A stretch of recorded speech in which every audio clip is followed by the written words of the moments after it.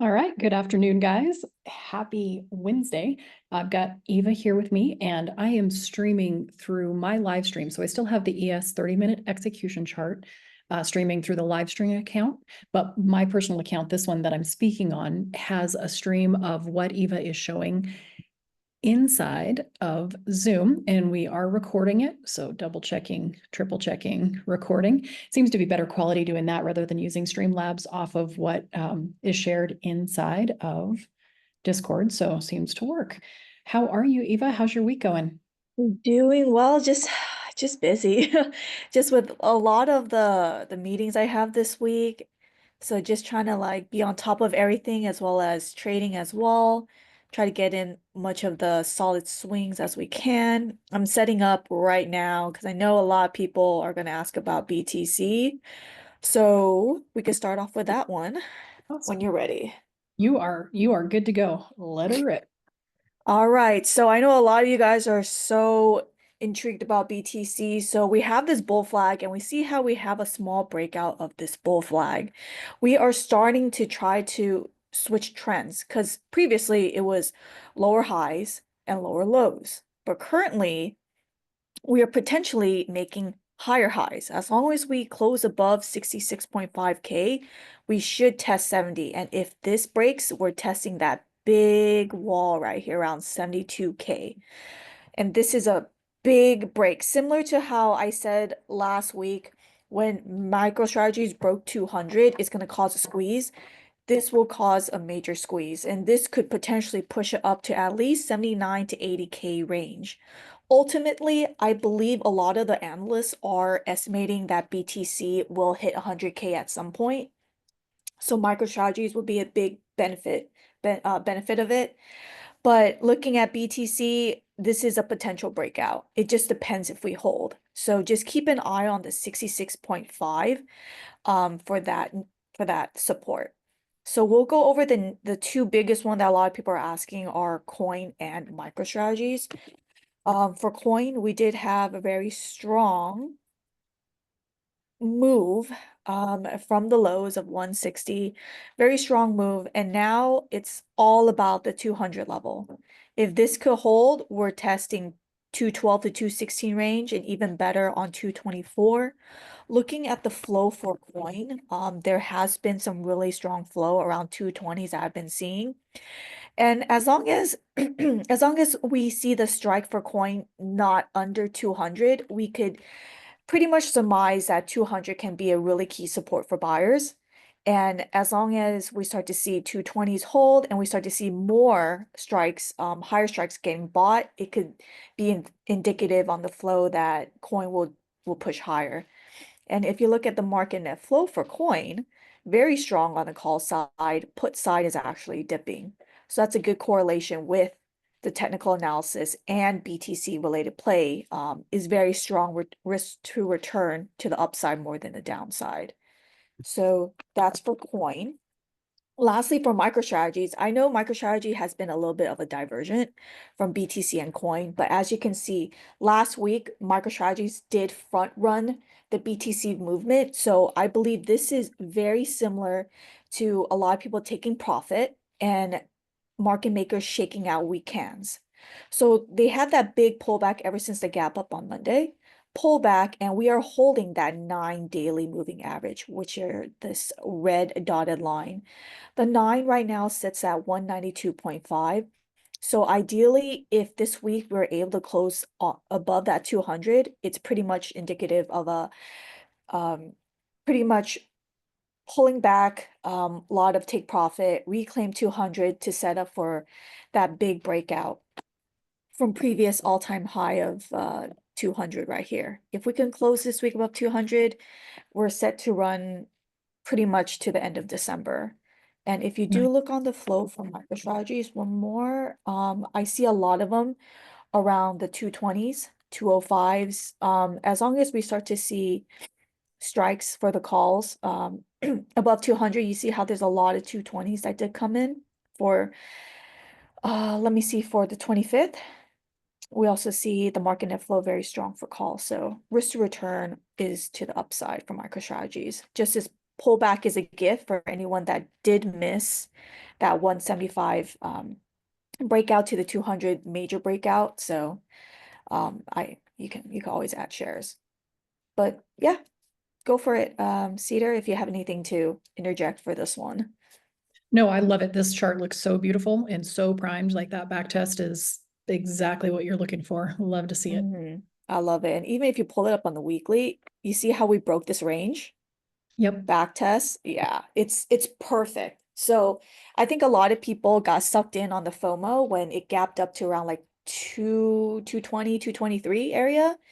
Had that pullback, pulled I think almost to like 191 or 190 yesterday from what I saw on the chart, and then we popped. So as long as we hold um ideally close above 200 this week, it's pretty much like a green light to move higher towards the end of the year. So I'm You not can even worried. think of that as a trend line, just back test was, some Yeah.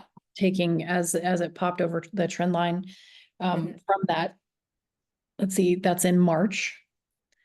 And it's just looks like logical profit taking. It doesn't look like, oh, we're just going to go back into that range now. It's just a little like, okay, logical profit. That would make sense. If I were long there, I would be thinking going to take some of this off. So yeah, absolutely. I love this accumulation. Mm-hmm. Months of accumulation. So it's prime. So now it just depends if BTC can break 72, coin and MicroStrategies are gonna just really rock it. So I do have a MicroStrategy long, so as well as share. So I do have some position into that. So just being patient as much as I can for MicroStrategies. Um, there are two more setups that I like.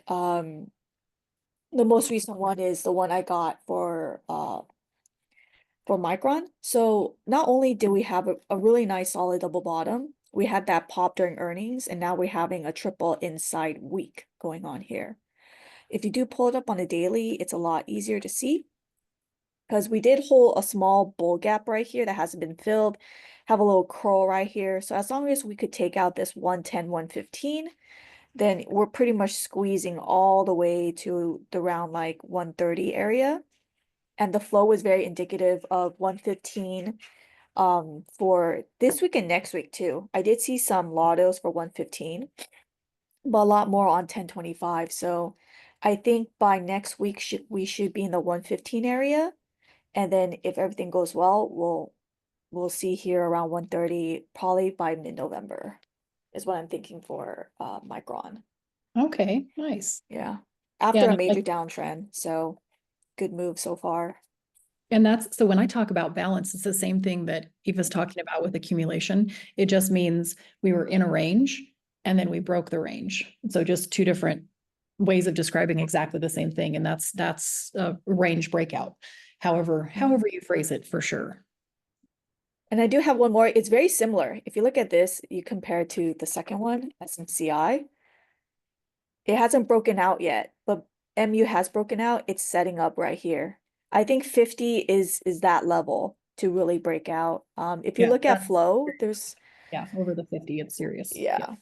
Because I think if I superimpose it with You should Micron put a on cloud the fit daily, there as well. yeah, You it should, looks very similar. So you have that double bottom right here, and this is also double bottom. So super micro computer, it's around like this area right here. It hasn't really set up the pop yet, but it's around this area. So we'll see. I think we might see this pop once or whenever they file their 10K, but a lot of flow is pretty much targeting 50 and 53 for this week and next week. So little pop here to 53, and if it breaks, we're heading to like 64, the next swing high. and so I'm peeking in the analyst alerts channel. You took the MU calls today. So as far as positioning, if somebody's not positioned in what you have, what would be your suggestions of what to look at if they're wanting to, because these are longer dated and more swing Mhm. focused right now because of the work stuff you have going. So what would you suggest? As long as it holds that 9 daily moving average, which is around 105, it's 105.40 right now, so that's why I say 105. See how we did have a pullback, but it quickly got bought back up. So I really like it because we're starting to see this trend kind of like ascend a little bit higher. Just a lot of key resistance near here.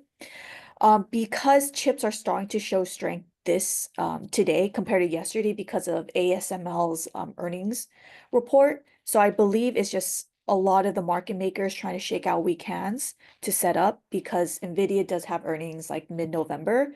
So I believe they're setting up for a push higher into chips. There has If been you so much call flow. I mean, I thought it was a short time thing, but it just, even uh on down days, we've gotten a video call flow. It's pretty fantastic. it's yeah, Nvidia is super strong. So it broke out of the trend line. We did have that pullback, a reclaim of the 9 daily moving average. So I'm pretty sure we should test around 140.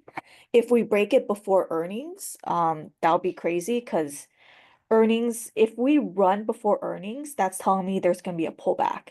If we hold this pattern before earnings, it's telling me we're going to rock it. That's usually how the behavior is. If it runs ahead, usually it's like people front running. But if we do consolidate and hold and not break it, then the earnings report is set to actually gap over the all-time high and run higher. So Mm. that's some of the behavior that I've seen for a lot of earnings on tech. And definitely accumulation type behavior for building a position. And sometimes a balance zone is distribution, but in this instance, it's definitely accumulation. So there's one of the key term differences where for me, balance is a reference point to the zone, and then accumulation is building for something. And right, it's Mhm. interesting with different backgrounds to still have those same concepts. So I'm wondering if you would run through what you're looking at on ES or SPX. Since I do so much ES, maybe Oh, SPX would be great, or maybe sure thing. yeah, well, actually, I'll we have time. Yeah. I'll do XBX just because you focus more on ES. So for XBX, so as before, we had that previous breakout zone. All-time high was 5,670. It was like back here. But as you can see, we had a major run. Over here, before we had the major run, we did validate that 5,700 level, previous all-time high. You see how it's evident by the long bottom wicks. And usually long bottom wicks represents buyers present and being strong by pushing the price action back higher and actually manage to close it green for majority of the time. So right now, we did have that gap up, and then you see how we had that yesterday, a red day. I would ideally like to see a pullback to the 9 daily moving average. We did get close to it, bounce, close to it, bounce. So right now we are holding an inside day pattern.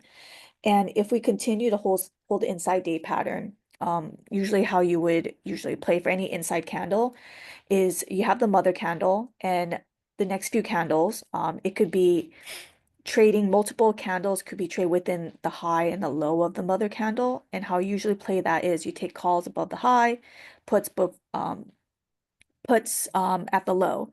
But the one thing for XPX is because it's an index, not like a regular normal individual stocks like Apple, AMD, Tesla, stuff like that. So it has all these top 500 companies. So what I like to see is, I keep saying this a lot, when chips are strong, it's harder to short the market because they hold so much weight in the S&P 500. So if you start to see the big tech holding green, then more than likely we won't see a sell-off. But when you start to see semis showing weakness, and especially one of the big sevens like Apple, Amazon, Google start to sell, usually that's indicative of a whole market selling, especially if you see on your watch list. If it's all red and VIX is green, it's telling you overall market sell. But when you start to see some sectors being green, let's say, for example, if the big seven and all of tech is red, but you start to see financials or consumer staples like HD or Costco showing green, it shows more of a rotation of money. So usually when there's a rotation of money, later down the line, money's going to rotate back into tech. So it's telling you it's not like a huge broad sell-off. So I would C for this one is that we're going to be in a holding pattern. So unless we're going to push the all-time high, I don't see a major sell-off. And even if we have a sell-off, we're going to have clear support near this 5,700 area. So overall trend is still bullish, not quite in a bear market, but I honestly believe, like some of the analysts are saying, that we might see 6,000 on S&P 500 by the end of this year if I've we heard. keep this trend. Yep. You never know. Yeah. Election years are quite the entertainment for sure. And Mm-hmm. I'm curious, do you do any charting on VIX or volatility products? I don't do charting. I personally like to use it for just intraday trading. So for VIX, those that aren't familiar, it's a volatility index. Usually when you like to trade indexes like XBX or other ETFs, VIX usually it's inverse of it. So when market is up, VIX is down, and when VIX goes up, usually the market reverses lower.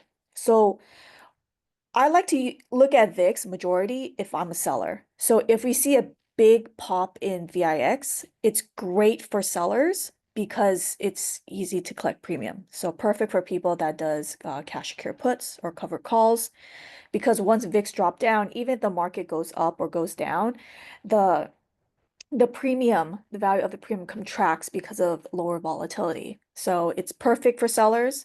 But if you are a regular option trader, VIX is great for inverse effect for trading SPY, QQQ, and XBX. That's personally how I use VIX. And I do the same thing. So the only VIX Mhm. chart that I really pay attention to is the 5 minute with the 10 MA on it, just because I always have a 10 MA on my Yeah. 5 minute. But it's only so that I can watch, so it's very responsive, so I can see what's going on intraday. And I know Hmm. a lot of people do like technical analysis, but because it's a volatility product, it's not a like an equity or an index or Hmm. something like that. It is definitely different. And the only level I really care about VIX is 13. Under 13, you buy it because it's probably coming Mm. up. Something along those lines. And we did stay near like Hmm. 11, 12 for a long time. Yeah. And it's definitely behaving differently than it has in years past. But yeah, that's very, very similar to how I use it. Yeah, So that's what I love about it. yeah, yeah, is and it is tradable too. I don't trade it, but if it's something that you're interested in, there are people who purely trade volatility, and you just want to make sure that you're paying attention to that you're not trading it the same way something else is traded. You need Hmm. to become familiar, you need to get to know any ticker that you're going to trade. Oh, I can also pull up QQQ. Let me pull up Yeah. QQQ really quick. Oh, very similar. We did have a really decent breakout since our last recording. I think we were around like here and here for our last recording. So we finally broke out, and now we're just hovering around this 488 area. So you see how we have almost an inside day. It's almost, but we did have a little peak over there. So we have a very nice hammer. Even though it's red, it's a very weak bearish hammer, so it's actually leaning to the bullish side. So as long as we could hold today's low around 488, we should eventually test 503 or at least 500, with the big 50 number. So looking very strong. For bulls, bears didn't really have much of a juice other than yesterday.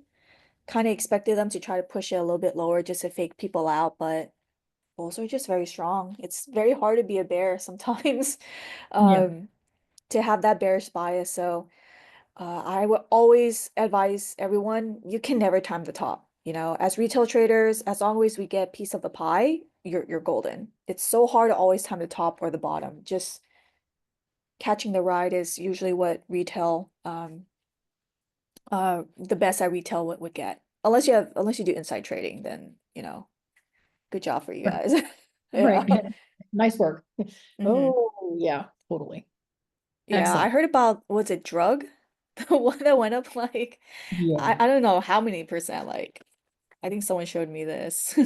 It It was good. went from like, I don't know, like $2 to that much. So Mhm. this got to be some inside trading for sure. And then momentum just hopped on. Momo said, "All right, let's go." So actually surprised we don't see more of a drawdown on that today. We'll see what Mhm. later in this week comes back into, but probably a little late for entries there. I don't know. Don't really trade that Oh, any stocks I, or I not. know what we can discuss next. So Netflix. Okay. So Netflix has been seeing a little bit of a pullback. You see how we have a lot of movement around here, around the 700 to 711, which was the previous all-time high. So Mhm. I kind of like this pullback because if it pulls back and it doesn't front run before earnings, it's kind of leaning towards we might pop it. So far, the market makers aren't making it easy because the premiums are not only insanely inflated, they're like dead even. The calls and put side, they don't give you like a very uh clear view because sometimes there will be some premiums that's really skewed to the call side. So you could tell like, hey, there's not a lot of premium on the put side, it should move higher.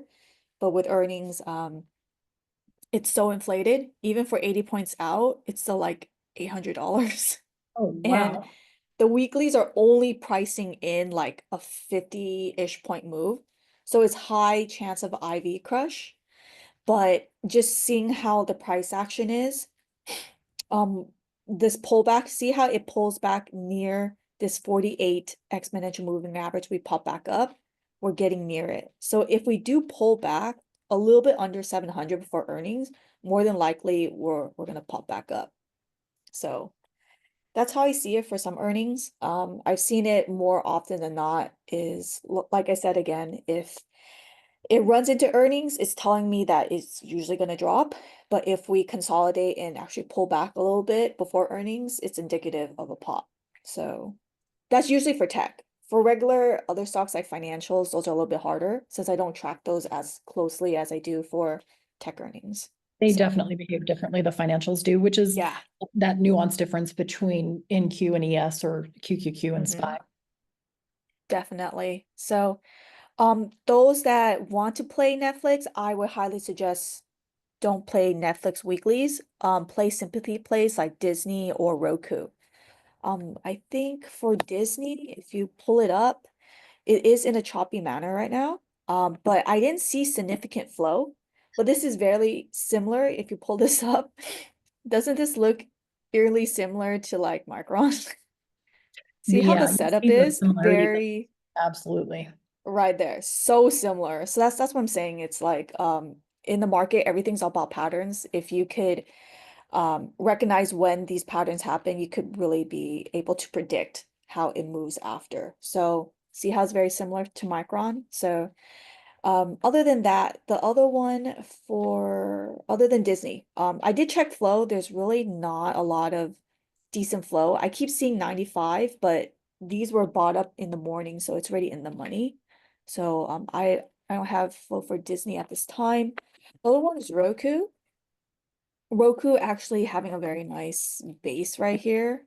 It has a gap right here to fill. So if I pull up the gap indicator, where's my gap? You'll see it right here. There's a bear gap to fill right here. So if Netflix does, surprise everyone, it could fill up to the 90 range. I did see some 85 calls, so that might be the target for this week. But other than that, The indicator you use for your gap, is it just gaps? yeah, it's just gaps. Okay. I just changed it so it's not as opaque. It's a little bit more brighter because I have a black background, so it'll show me for Yeah. that one. So I usually Beautiful. turn it off because sometimes it does look a little bit cluttered with all my other lines, but yeah, Roku, Disney has a good setup. Roku has a better flow. So I would say Roku would probably be better. But if Disney does, Disney premiums are really cheap too. So wait till I would say power hour to look at flow. Because sometimes these sneaky market makers like to put it in like 15 minutes before close, and I've seen some put in 30 seconds before close. Sometimes So they're it's really, really tight. Yeah. Like right where yeah. you're not even going to be able to catch it. Like it's hitting the flow Hmm. alerts right as it's closing. And it is, sometimes you can catch them and sometimes you can't. Yeah, those are hard because they don't want retail to catch it. So yeah, definitely if you look at Roku, really, really good breakout right here. If you manage to close above this 80 level. So it tried over here, failed. So it has a juicy bear gap to fill. So I would say, there's a lot of good setups. It's just being patient when to get in. So yeah, Netflix, don't play Netflix earnings. For Netflix weeklies, play simply plays like Roku and Disney. You would And what about avoid looking too much IB. because I don't haven't really traded Netflix lately at all. Yeah. What about looking at like longer dated? So since we have OPEX week this week, so little little fun twist there with earnings and Um, OpEx. Maybe looking at next month's expirations, or better to just go straight to a sympathy that doesn't have the juiced premiums already. Yeah, because the longer ones are already juiced. So if you want to get into Netflix, wait till after earnings. Once the IV settles down and if it gets IV crushed, then IV crushed. If it opens flat or against whatever position you pick. But I know another one to play it, other than sympathy play like Roku and Disney, it'll be QQQ. That's Reason what I was why, gonna say, because yeah. the tech industry is, the whole industry is affected by things like Netflix earnings. And so if you're wanting to kind of buffer against it, may be a little less big pop, which is, I guess, why people really like to play the individual names. But it also, if there's a drawdown, it's buffered by the other tech names. The other thing I like about it is that if it goes against your position, you could sell QQQ 15 minutes after market close. So you can get out. During earnings, which Yeah. I absolutely Mhm. love. So you still have the, well, with most brokers, with good brokers, With you decent brokers, yeah. yeah, they're You should be able to get out, and if it pops into your position, you could swing it, or you could scale out some profits. That's the reason why I like to do that, just for those high risk plays that the weeklies are so inflated. I usually just play QQQ, and this is only for tech. I follow tech a lot more, so I know a lot about their behavior, but those like in consumer staples or financials, it's a little bit harder for me to really gouge it.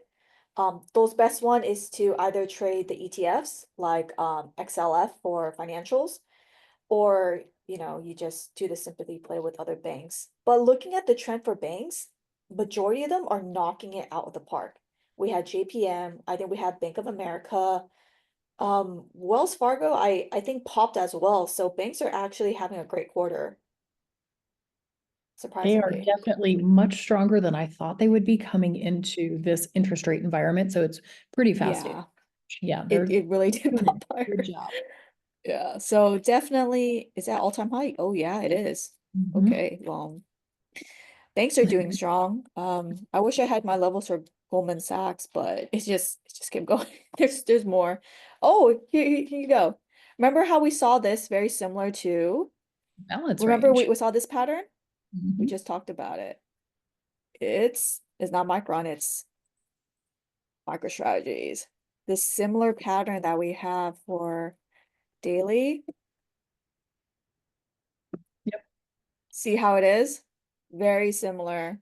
And this one's having a breakout. This one it should follow suit. So if you want a long Goldman Sachs because it has an inside day pattern, you can.